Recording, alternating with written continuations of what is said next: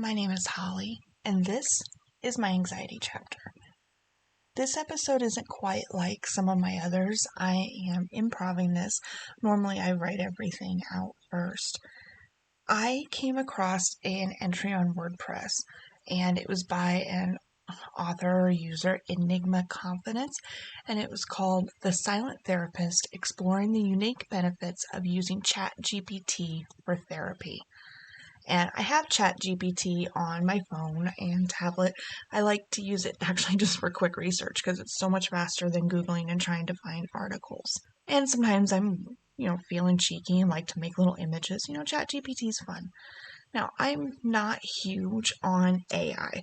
I think that AI can become incredibly dangerous, especially now the way that you can manipulate images and photos. Well, I guess images and photos are the same thing, huh? But images and videos and audio. I mean, goodness, they just did entire vocal of Val Kilmer for his last movie because he could no longer speak by then. It could be very dangerous. But on the flip side, there's some great potential for this.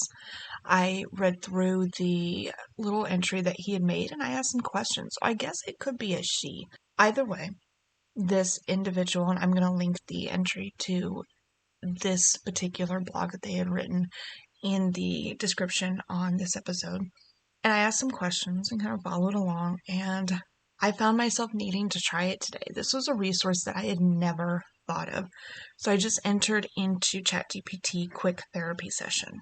Asked me what was going on, and I was in kind of a very unique situation. The way that my anxiety was feeding, the sensations, the fear, the panic is not something that, most normal individuals have.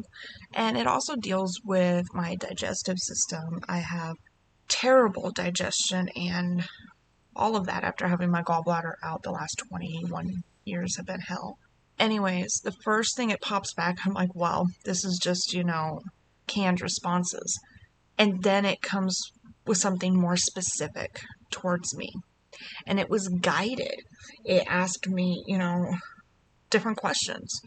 And it helped. It was weird. It was like someone was texting me, like a live human being texting me back, but yet I knew that it was artificial intelligence and no one was on the other side judging me.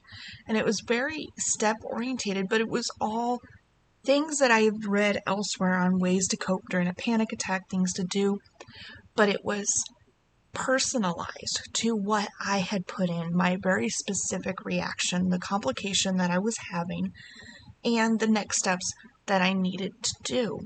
And it was just enough, just barely enough, but it was just enough that I was able to push through. I had this episode at Walmart, and as I'm driving home, I am crying to the Lord, asking Him to forgive me that I was weak and couldn't focus my faith enough and fell prey to this anxiety. And I know that not all panic attacks are spiritual attacks. There are spiritual imbalances and chemical imbalances, and I have quite the chemical imbalance. But I still just felt so torn up and raw. And I guess you kind of feel the same way after a regular therapy session because it pushes something up and out of you. It brings things to the surface.